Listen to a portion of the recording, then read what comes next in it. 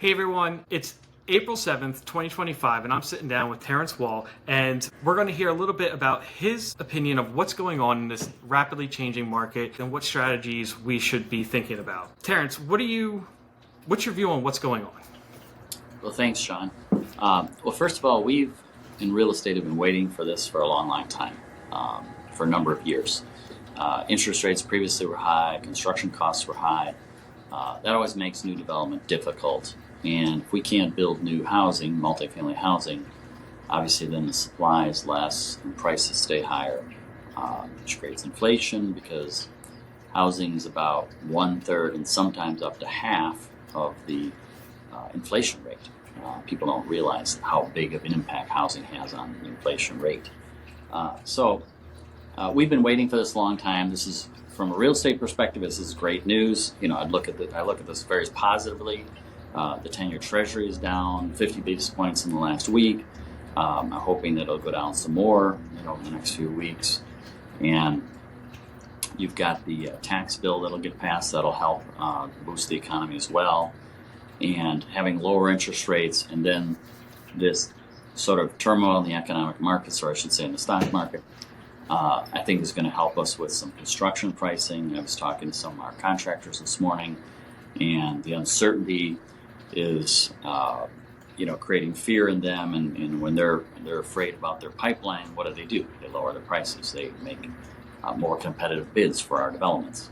I always have loved in the past to start construction a new project in a recession, because that's when I get my best pricing. I don't want to start at the peak of the market, right, and be locked in there forever with a high construction cost, or basis as we call it. So this is actually great news for those of us in the real estate industry. I'm hoping that the turmoil in the stock market and everything will help convince the Fed to, lower interest rates in May at their next meeting, and then maybe even another time or two later this year. If we can get that 10-year Treasury down to 3.5%, that's going to help. It's going to help make new developments on the margin, be more feasible and ready to start. It will also reduce the cap rates, and cap rates control what the value of the property is. So having that lower interest rate means a lower cap rate, which means a higher value for your properties if you're selling an asset. So all in all, this is really good for real estate. It may not be good for those heavily invested in the stock market. But as I understand it from my accountant, one strategy people can employ is, sell some stocks, take your losses. You can deduct those on your taxes, according to my accountant, and then reinvest in real estate is one strategy. But certainly, this is what we've been waiting for. So I'm really pleased. I mean, we watch the interest rates and commodity pricing, construction commodities like lumber, steel, copper. We watch those every week. So it's great to see some of these things coming down, which is going to really help boost our industry, which will then help boost the overall economy with new construction, which will then also help in terms of keeping inflation down. Because if you can build more apartments, more housing, that means the price of future units is going to, prices and rent is going to be not as high as it might have been. So that's going to be helpful to the inflation rate. Because right now, my theory is the Fed is causing inflation. We're beyond that part, where the original inflation was caused by the Fed increasing the money supply by $6 trillion. And now we're into the stage where, with the Fed keeping interest rates higher, we're looking at a situation where all the costs of the inputs into new construction, whether it's for apartments or housing or for, let's say, a manufacturing facility. If a manufacturer says, hey, I can borrow at 3%, let's say, like they used to be able to, versus they got to borrow at 7 or 8%, which is more recent, then it's not as feasible, right? And maybe that doesn't work, and so they don't expand. They don't build that new facility. That keeps a tight limit on supply, and when you limit supply, what happens to the price? It goes up. So with lower interest rates, those new manufacturing facilities can become feasible. New manufacturing plants can get built. New supply then gets built. New supply then keeps a cap on inflation. Everybody's happy. But the Fed doesn't seem to get that equation. They seem to think that their job is to try to control the economy. What the Fed should really be doing is providing a strong base and solid base to the U.S. dollar. Say we're going to keep the dollar strong, and we're going to provide a stable economic environment with stable interest rates. Because when the Fed keeps doing this with interest rates, businesses can't and banks can't adjust fast enough. Can't keep up with that. A lot of risk to that, a lot of uncertainty. So then people just freeze up. They don't do anything. They don't develop. They don't build new facilities. So getting those interest rates down helps manufacturing, helps housing. That in turn helps supply. That helps with inflation. Win-win for everybody. I think the stock market is really overreacting to the tariffs that Trump is using. Trump is using these tariffs as a negotiating tool. You know, if you read his books and you understand him as a developer, you know, I'm a developer, he's a developer. It's not difficult to figure out that he's using this as a shock and awe strategy. You know, just like they did in the Iraq War. You know, it's shock and awe first against the enemy forces. Well, that's what he's doing. He's launching his shock and awe strategy using tariffs to really convince the other forces, the other countries in this case, to reduce their tariffs. That apparently, you know, doing marginal increases wasn't enough to convince them. And so now 50 countries are reported to have called him over the weekend. They're now convinced they need to do something or their economies are going to crash on the ropes. And he's going to, you know, keep pushing until he gets what he wants, which is lower tariffs for American-made products being sold in their countries.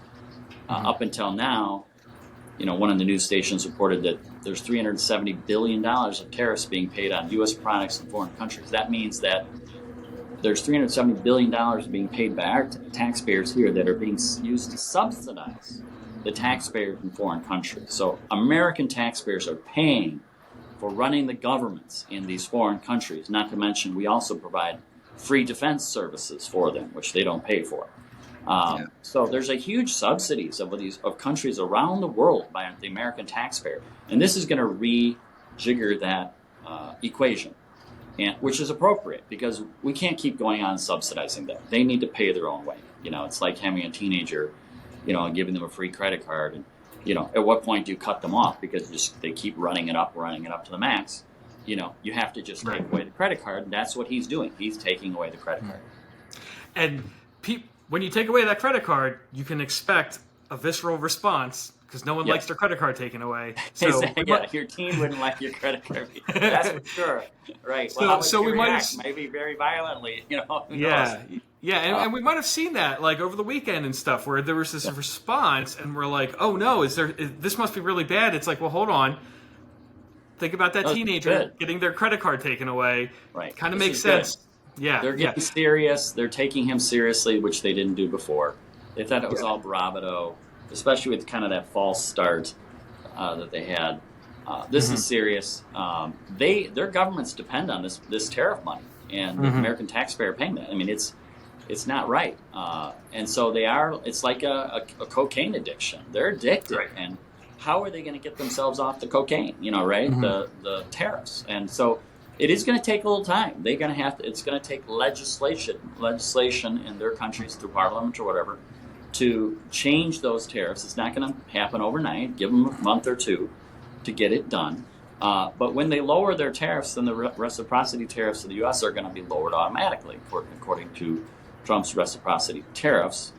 They bring theirs down, ours comes down, and then we could really see a truly open. Trade environment. Right now, it is a complete farce to think that we have fair trade or even open trade. You know, that doesn't exist. What we have is they get a free crack to our markets, and we pay a fee, a tariff, you know, to effectively. It's like going into a bar, right? You know, where you might have a cover charge, right? We have to pay a cover charge to get into their countries with our products, right? But we don't charge them a cover charge, or we charge less to get into our bars here, right? So they've been getting a free ride at our taxpayer expense, and so that's all changing now. They're going to have to rejigger their economy and their tax revenue situation. It's going to take a little time. But just like when Reagan worked with Paul Volcker, to curtail inflation and destroy the bad economic environment that Carter had left us with, it took a little time, right? And then we had a good run of 25 years of a strong economy because of the fundamental structural changes that Reagan put in place. And that's what Trump is doing. Yeah. Especially when we have $37 trillion. Getting those interest rates lower is a huge savings for the American taxpayers in terms of the interest on the national debt. And if you look at history, and I have an economics degree and a real estate degree. If you look at history, all the periods of booming economy during Coolidge, Kennedy, Reagan, Trump, all occurred when two things happened. One, interest rates came down. Two, tax rates came down because of those presidents made the change. And that kicked off a booming economy. It was not related to tariff activity at all. In fact, Coolidge raised tariffs, nothing bad happened. So what we've got to do is get that tax bill passed through the Senate here. We've got to get the Fed to lower interest rates, and then the tariffs aren't going to matter because those are such a tiny fraction of the total picture between income taxes and interest rates coming down. The savings there on those two things is gigantic compared to the small amount of extra costs with tariffs. And eventually tariffs will come down as those countries all are going to have to reduce their tariffs or their economies will crash. They need our products. They need our stuff. We don't need their stuff. We don't need their junk from China. No offense, but we don't need that junk. They do need our food, and they do need our intellectual property, and they do want our technology. How did their deep seek, whole scam in my book is that somehow they had this wonderful thing that they created this AI and yada yada. Well, they used our chips, NVIDIA chips, right? American chips. They're old chips, but they used our chips, to do that. And that's a prime example of they need our stuff, but we don't need theirs. We've been a self-sufficient country all the way up until NAFTA in the 1990s. And NAFTA destroyed the American middle class. It destroyed small-town America because the manufacturing facilities, the one-company towns, all had to move to Mexico, and then they also moved to China.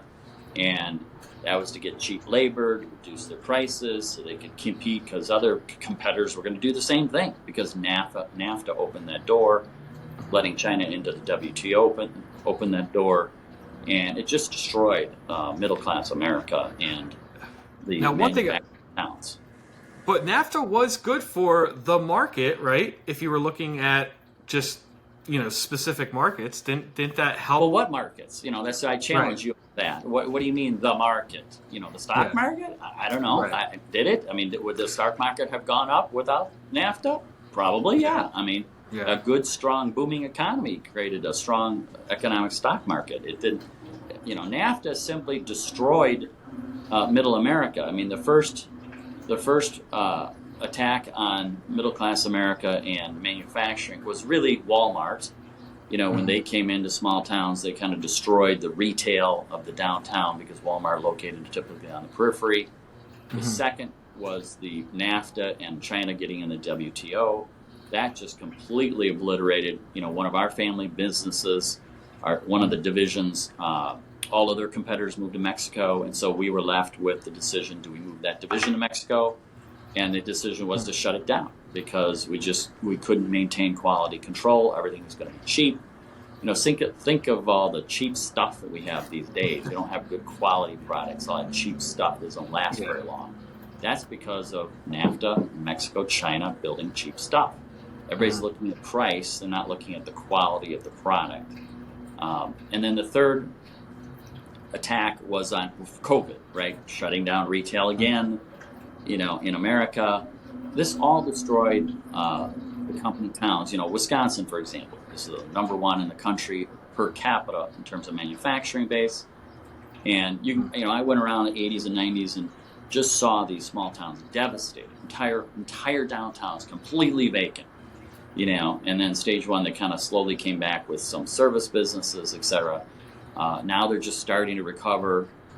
since those three have false, COVID being the last, we could see manufacturing reopen up in these different towns across the nation once we have these either tariffs in place or tariffs removed. Because if you have no tariffs, let's say, and you're a manufacturer, and you can save, your transportation savings from not manufacturing overseas can help offset that cheaper labor, right? So why wouldn't you want to build in America where your customers are? You know what I mean? Right. And the quality control is so much better, So we'll see, right? We'll see. But it's good. This is all good for real estate, lower interest rates, lower tax rates, and, especially when interest rates come down, the cap rates come down. Cap rates lower means higher value for your properties. So regardless of the stock market, what it's doing, this is great for real estate, and that's something people should consider, is to diversify their investments, not be entirely dependent on the stock market. They should put some of it into real estate, longer term play, but more stable, it's tangible. You got a real building that you're an owner in. You can kick the tires. You can say, I own that. It's not just a piece of paper, or I should say electronic digits on a computer screen, which is really what you're buying these days, right? It's real, what I mean? It's gonna have value. Land always has value, Buildings have value, especially when you have income coming in from residents residing them, or whether it's some other type of real estate. It's always been historically very good for creating value and wealth over time. I will add, land always has value when you have an expert professional developing it, or especially when you have someone who's an expert developing it. Sure. I mean, yes. I mean, land always has value, but it has more value if somebody who knows what they're doing and has the training experience can add value to it. That's absolutely for certain. We are buying. Just in the last few weeks, we have put down contracts and signed contracts on a number of sites, 4 parcels, in fact, for prices lower than on some of them I had offered previously, and didn't get them. So we're actually buying for less, today, because the people who own them weren't able to create value. For example, in Green Bay, we're buying the old United Healthcare building. They didn't own it. They rented from a REIT, a publicly owned REIT, and then they vacated when their lease expired. And that REIT sat on that building for over 5 years approximately, and cost them about $1 million a year, I estimate, in carrying costs, and it was empty. And how do you fill up a 5-story, almost 400,000 square foot building in Greater Green Bay? That's difficult to do. Even if you were to get a bunch of small companies, it would still take you 20 years, right? And when all the insurance companies are downsizing, they're sending everybody home to work. There's no big insurance company that's going to come along and say, "Oh, I want to occupy that building. It's perfect for us." Yeah. So I bought, what would have cost $120 million, and I bought that for $4.5 million at an online auction with one click. Wow. Yeah, all cash. So that's just one example. I can give you another one here in Greater Madison area. I had offered almost $20 a foot, and now I'm getting the land for $13.50 a foot. Because the owners, they're just not able to create value. They thought they could, but they were really just sitting on it and selling to somebody else. That's not creating value. You're just a middleman. You're flipping it effectively. That doesn't add value. You need to be doing something with it to create value. Rezoning or platting it, or putting a building on it, something that would really, truly add value. And that takes some level of expertise. And what we like to do is go and buy the land, we'll plat it, zone it, get all the approvals and entitlements. Then we'll build the buildings on it. We'll fill those buildings up. We've got real value, income coming in. Down the road, there'll be an exit. 5 or 10 years down the road, we'll have an exit and make a bunch of money, And yes, you do have to be patient. In the meantime, you get tremendous depreciation, tax benefits from that, which you can't get in the stock market or the bond market. So big advantages over those two asset classes. So it's something that I really like, also helping improve the community. It's something you're doing more than just moving numbers on a computer. You're actually doing something to improve your own community. and you're also adding long-term value for your investors, but also your communities. You're adding value to your community. That's something I really like. I like to see people come down and use our properties and have them enjoy them. And it's amazing, to see a bus go through and pick up kids. That wouldn't have happened if it weren't for us, right? Right. So there's other benefits beyond just the monetary benefits as well. Yeah. It's nice. So to kind of sum up what's going on in like the news and the headlines and the market today is that when everyone's kind of screaming in fear, freaking out, all you see is, hey, this is going on sale, that's going on sale. Exactly. It's just like, hey, everything's on sale. They're running a clearance sale. Let's get there. So yeah, in fact, the irony is I signed a contract for a parcel last week, and I'm thinking, geez, if I had just waited a week, I probably would have gotten a lower price. I'm getting a great price. Don't get me wrong. Right. I purchased a property in January and I closed on it in February in Florida, and it was asking price of $4.4 million. I paid $3.2 million, and I just got it appraised at $6.6 million. Oh wow. But it was bank owned. It had a lot of problems with the title. We went in there. We helped clean up that title. We helped make everything happen. There were actually two banks involved, and they weren't really getting along. So we brought everyone together and made it happen, and we went ahead and closed on it. And now we're going to build a 190-unit active adult community right on the water on the Gulf Coast of Florida. So it's exciting. It's going to be a really terrific new, not just development, but an actual real community where people are going to really enjoy and live, and a lot of amenities are going to be in it. It's beautiful views of the ocean, and very unique to have a property that's on the Gulf, right on the water. I mean, tell me where you can find that along the entire Gulf Coast of Florida. It's really hard to find it. That hasn't already been developed, right? Yeah. So, all right. Well, great. Anything else that you feel like we should know, or we should be we should be thinking about? Yeah, I just say, if you're in the stock market, I'm not a stock market advisor or anything, but you're going to have to decide, do you sit and wait, and how long will it be before the market comes back? And, meanwhile, you're not earning anything, or do you sell some of the stocks, take a tax deduction? If you can, you have to check with your accountant, your particular situation.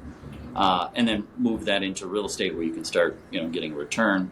But this change, this structural change in our markets, our economy, is going to take a little time to flush out and accomplish the goal that the administration is trying to get done.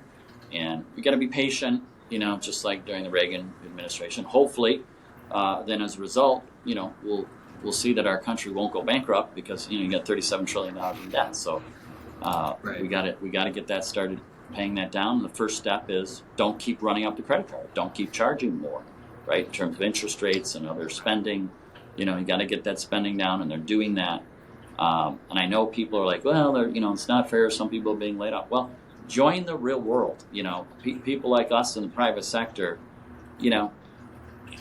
Lots of people in the private sector during COVID suffered tremendously. Were told to close their businesses for no reason at all. Proven it didn't have an effect on COVID. It didn't, because there were communities like Bozeman, Montana, Florida that didn't do that, and didn't. In fact, those communities had lower incidence of COVID. So you gotta understand that the private sector's been through this, and we've done our thing. We've contributed our efforts. And now it's the government's turn to cut back on the spending and to reduce the deficit and reduce the national debt, so that your children and your children's children have a future here. You got to think long term. You can't just selfishly always think about yourself. You got to think long term. And if you're investing for your children, your children's children, you should put some money into real estate and let it sit for that next generation to harvest, like a farmer. Harvest the goods, the food supply, basically, and and it'll build wealth until then, until the harvest. It'll grow, and your generation, your next generation, your children's children will be better off because of that investment. So yeah, it's really, this is all good news for real estate. We're very happy about this situation in terms of seeing the potential for lower interest rates in particular, but also lower construction costs. So this could be very good for those of us in real estate, and looking forward to that. Been waiting a long time for it. Thank you. All right, great. Well, thanks a lot, Terrence. Really appreciate it, and hopefully this helps. If anyone needs to contact you or your organization, best place is to find you at T-Wall Enterprises, you think? Yes, yeah, twallenterprises.com or twallinvestments.com if you're an investor or potential investor. And you can also do Terrence at twallenterprises.com. All right, great. Thanks a lot, Terrence. Yeah, thank you. Have a good day.